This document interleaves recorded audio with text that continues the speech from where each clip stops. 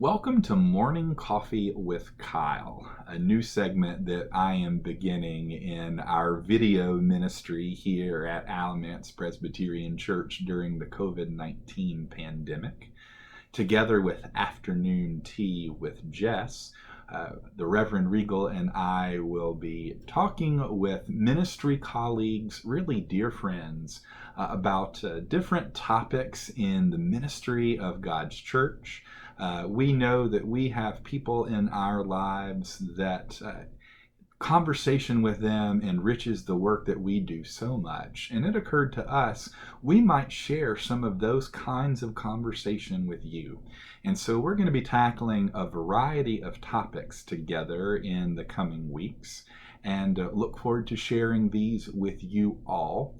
And I know you enjoyed Jess's video with the Reverend Lee DeVries, her first inaugural episode, and I am bringing you a guest I am really excited about for mine, someone that Alamance Church knows and loves. Let's go ahead and bring in that guest today.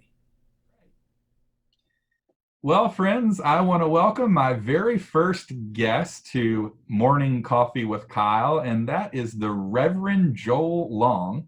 I know he needs hardly introduction for those of you who have long been a part of Alamance Presbyterian Church. He was the former transitional pastor here before I came. And not only that, you probably are aware that for a time during my formative years, he was my pastor too. What better guest could we have to kind of kick off this new exercise that we're trying in the life of our video messages? And so, Joel, welcome. We are glad that you are joining with us today. Thanks for being here. Oh, man, it's my pleasure to be with you. And, one of the great joys of my life has been watching you grow up into the ministry. And certainly I could say a lot of wonderful, good things about little Kyle. But here's what I will say about Dr. Kyle Goodman. He has grown into becoming a wonderful shepherd. And it is my great joy to say I had a small little hand in that journey. Thanks for inviting me to come along this morning with you. So tell us, just as we're getting started, Joel, tell us where you are and what you're up to lately, and tell us maybe just real quickly about what you're doing with a new teaching ministry you've been engaged in that I know some of our folks have already discovered. Oh, I'll be glad to. Right now, I'm living the retired Presbyterian pastor's life in Surfside Beach, South Carolina, and I'm really enjoying it. It's been good. It's been an adjustment, but after 40 years of ministry, I think I had reached critical mass, and it's good to be in a different spot. So that's where I'm living now and what's happening with my life. What I am doing with my online teaching ministry really began as a conversation, Kyle, with the minister at the church I'm attending, and that happens to be the Trinity Presbyterian Church here in Surfside Beach.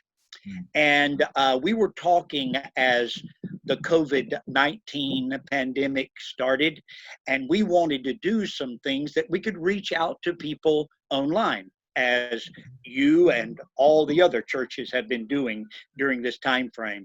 So we kind of said to each other, if you want to do something, just kind of let me know, and we'll put it out there on the airways. We'll see what happens with it. So I really pushed an idea, and I said, maybe I could teach some Lenten devotionals from the Gospel of Mark. And so I did. And after the Lenten season was over, I thought, well, maybe this is something I could do with teaching on a regular basis. So the very first gospel elective course I took at seminary was on the Gospel of Mark. I thought it was the best place to begin. And so I just finished number 9 in the Beside the Sea teaching ministry. And it's been very rewarding for me, maybe helpful to some of the listeners. I don't know. Well, I know for a fact there's a whole crowd of folks who have really enjoyed it, and I am certainly counted among them. And it's great to be hearing your voice again on the regular. To be perfectly honest, it's something that I didn't know how much I had been missing, but again, that's just been a real joy for me, and I know it's true for people in places that you have touched along the way, as well as your community now. So thanks for sharing those. So, what we're doing with this series is just, well, really, I'm reaching out to people that I know and love, particularly at first, and are connected with. And Oftentimes we have these conversations among one another that are really rich and meaningful. And it occurred to me, you know, what if we just had this kind of a conversation that we might have anyway, and allow not just our circle of clergy to listen in, but really the congregations that we're connected to and that we minister to, and just these people out there who might really have something to learn or something to take away from it. So that's really what we're doing with these morning coffee and Jess's afternoon tea sessions, is just having the conversations we might have anyway, but letting folks kind of take a listen into that. What I want to talk with you about today is why does the stuff we do matter? How does it matter? Do we always choose to do the thing that matters, or do we choose the thing that's safe? And so I just wonder, Joel, why does preaching, why does engaging in the word, why does teaching the church matter to you? Well, I think what I want to say is I want to talk about that from my personal perspective. Why does it matter to me? But what I really think about is this: does it matter to me that I want to be connected to other human beings? Does it matter to me that I want to practice uh, a lifestyle of forgiveness? Does it matter to me that I want to try as best I can to preach the biblical truth as we know it, manifested in Christ? And if it does matter to me personally, then somehow or other that gets pressed out onto the airways, and it makes it into the hearts and the minds and the ears of the listeners. Don't you think? Yeah, and you know, as we sort of wonder how we make those connections, I think it's important that we're holding both of those things together. You know, it is our exercise just something about making people think, or is it about something that's a little deeper than that? That's about making a connection with somebody else. You know, I think that good preaching, good teaching, is something that's not just not just the facts, so to speak, but why does that matter to the individual? What is it that I'm saying from the pulpit that's going to make a difference in the life of the person who's hearing it? Otherwise, it's just words. And sometimes they're beautifully put together words. Sometimes they're words that make me sound very smart and intelligent and well read. But are these words that are capable of speaking to the heart of the person who's listening?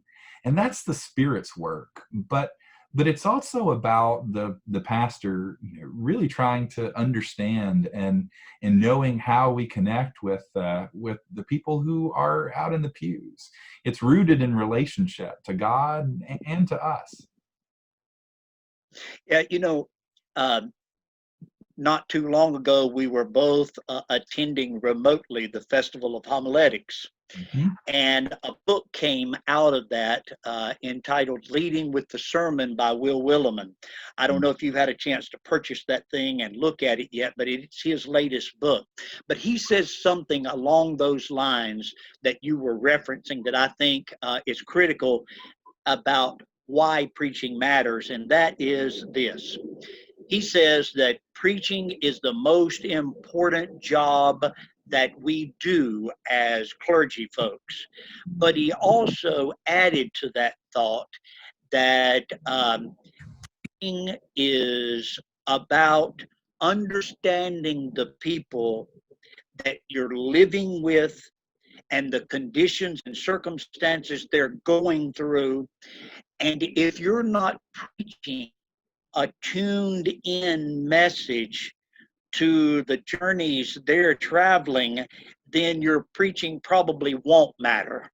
But Mm. when preaching begins to connect with the people, it's got something to do with the pastor's heart who has found herself or himself in with their.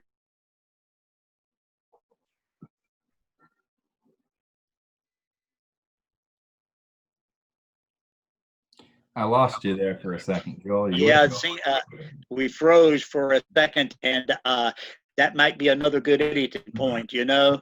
Good. You were saying that has something to do with her heart and his heart. Yeah, I think what I was trying to say, if she has somehow, I'm talking about the preacher now, if she has kind of navigated the pathways that the people in her congregation are traveling, and she knows the bumps and the twists and the turns they are experiencing on the road, and she brings that to bear in the preaching context on a given Sunday morning or any other time, then she is more likely to have her preaching matter to Mm. those people who are listening to her. That's what I have said in those frozen moments. That's all right. You know, it's interesting how we're living in this age where we're dependent on this technology that doesn't always behave in the way that we want it to. And I think that's interesting, kind of to your point. You know, if what we're doing or about is finding the story, finding the language, finding that conversational piece that connects in with the people who are listening, what does it mean to be doing that in a way that does not involve those very people being in the building? Mm. It's a very different experience that we are having here at Alamance, that all churches are having right now, and you're getting a taste of this too, talking into the camera in the work that you're doing. What does it mean to try to relate to people who are listening from their own phone or from their living room on a tablet? What does it mean to be able to speak to those circumstances when we're not able to be together? I have to tell you that speaking to that cavernous Alamance sanctuary with nobody out there other than the cameraman and sound technician to even look at, it is a very different prospect. And yet, I think it's interesting as I'm sharing to think about all of the different kinds of people that are out there listening, Yeah. to imagine who they are in a way that maybe that diversity isn't necessarily present when we're all sitting together in the room. It's made me more mindful of the fact that the church is a lot more broad and wide than uh, even when I tip the hat to those who might be tuning in. It's a different animal when everyone is a person who's tuning in.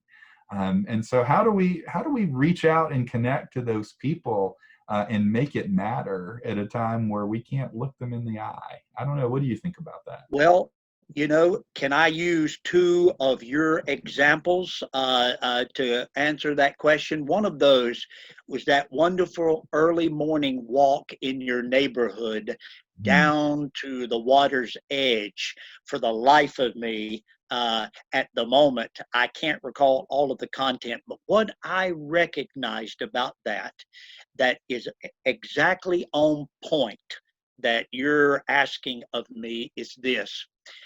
You stepped out of that cavernous sanctuary and you walked out on the street in the neighborhood that was not that much different than other neighborhoods of the people you serve and the people you love, and you had an instant identity with them.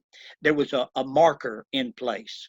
So that was one moment that I remember, and it enabled you to be out there in their sandals in one sense of the word. And then the second one was that wonderful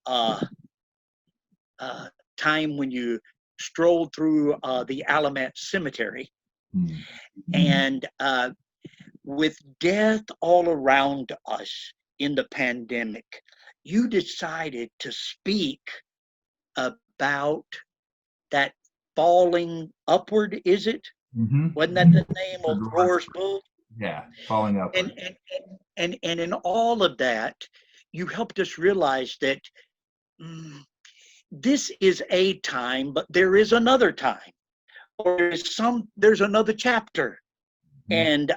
And you spoke about that right in the midst of those people dying and struggling in the pandemic. So you stepped outside of the center, and like you with the people. And I'll add this much: I was doing those Markan studies in the first time I stepped out and did one in the sea on line. We probably have frozen again. There we are. You're back. Yeah. You went out for a moment, not because you went out, but because the signal did. But what I said was, when I stepped outside of my kitchen and went out beside the sea and taught one day, and the sea was literally rolling in the background, I had more comments on that particular moment than I had had on all of the others. Isn't that interesting? It is interesting, and I think it's really instructive. And I'm trying to take a little bit of a break from all the social media stuff right now. But one of the things that has really resonated with me, that has been just shared continually, is that we're in this moment where the church has left the building, and that we're recognizing that the church is about the people, and not just the building that we're used to meeting in. That's really what the church is, not a facility. That's just where the church is housed. And I think that it's really powerful to imagine that the Word of God isn't just literally and figuratively boxed into this place, but it's applicable everywhere. And I wonder, what we might take from that long after we're able to be back inside the box, so to speak. That the Word of God has a different resonance and a different relevance and a different tone when it actually meets people where they are. Mm. Whether that be the gentle roll of the sea, or the gravestones that pass by as you walk, or the stroll down the street to the lake, or or maybe gathered around the campfire in the evening. One of the things that we're talking about a ton at among the staff here is, what do we do to help people grow in their faith during this time? And a lot of it, I think, is about helping people see that they don't have to be in this building to grow in their faith. As a matter of fact, that was supposed to be true before we had to leave it. Yeah. That this is the place where we go to be resourced.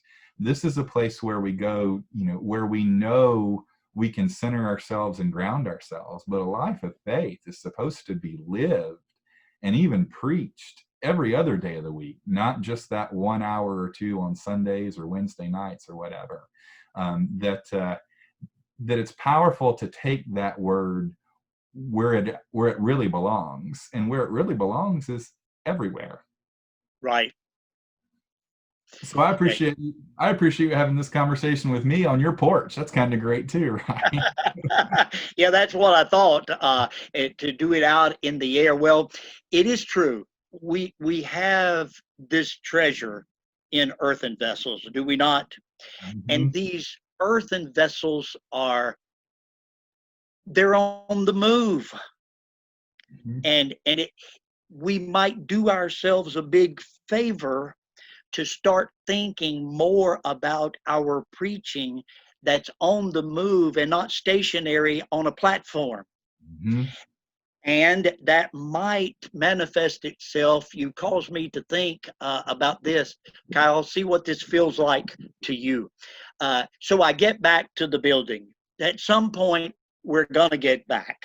Mhm. Sooner or later, we're coming back.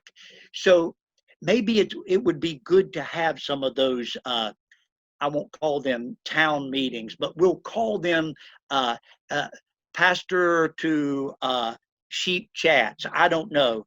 But what we do there is that we spend time thinking about what have we learned about the church during these 3 months, 4 months away, something that would make our message even more important, something that would cause it to matter even more than it did while we were away from this building, and not let this building hold us or tether us to the point that we lose the freedom and the liberating presence of the Spirit. Maybe that's something worth exploration. Hey, this whole conversation has been worth it just for that particular nugget, you know? Uh, and one uh, one thing you made me think about in what you just said is kind of revolving around this theme of what matters and what's important.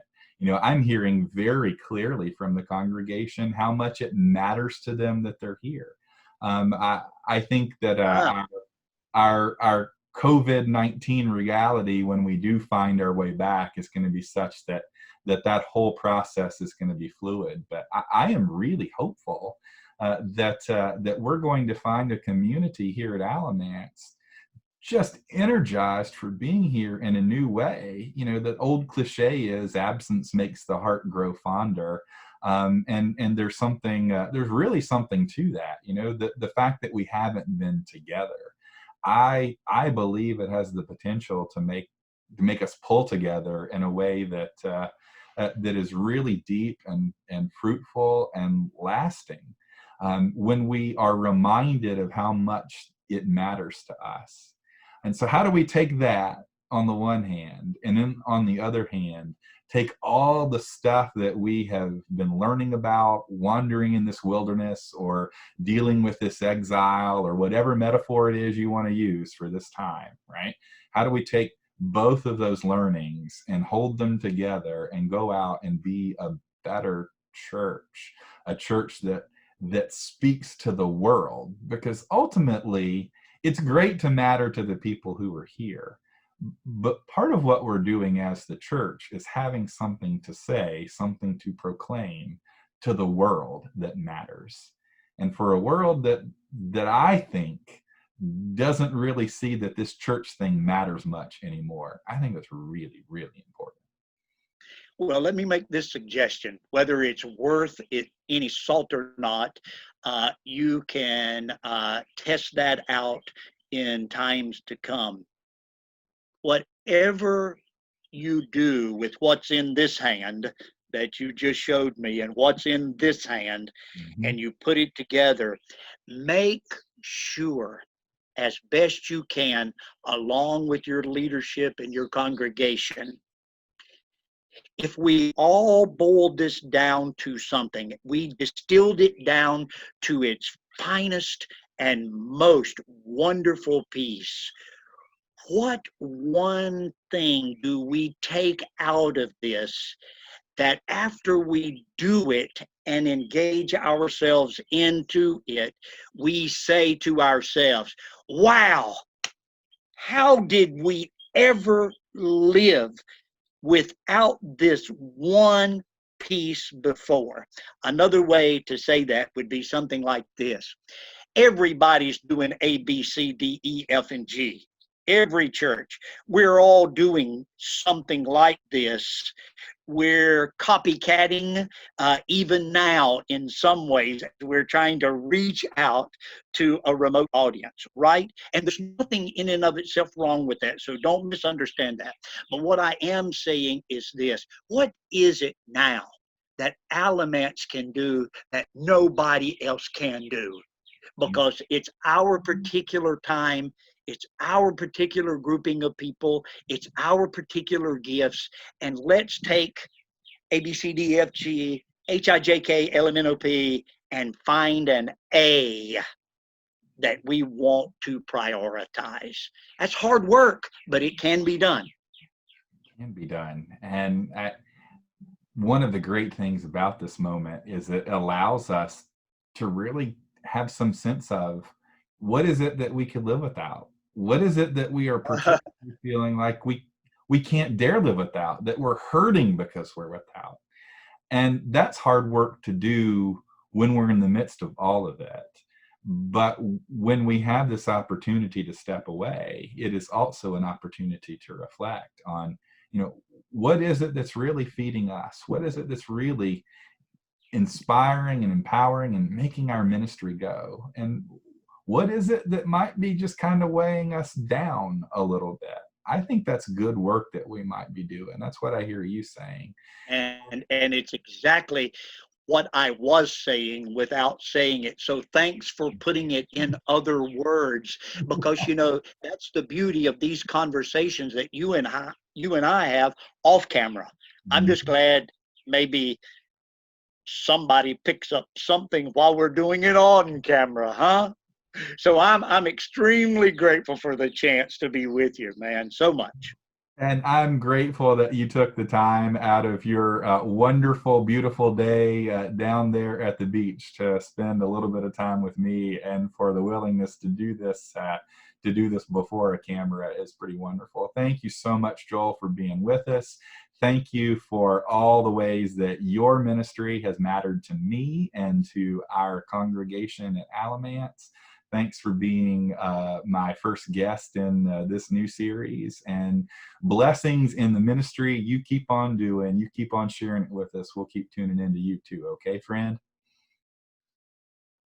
Sounds like a great idea. My prayers and my love to you always, and to that wonderful family of yours. Okay. Thank you. Love to you guys too. You take care. All right. All right, man. Sounds good. Thank you. All right. Thank you. Bye.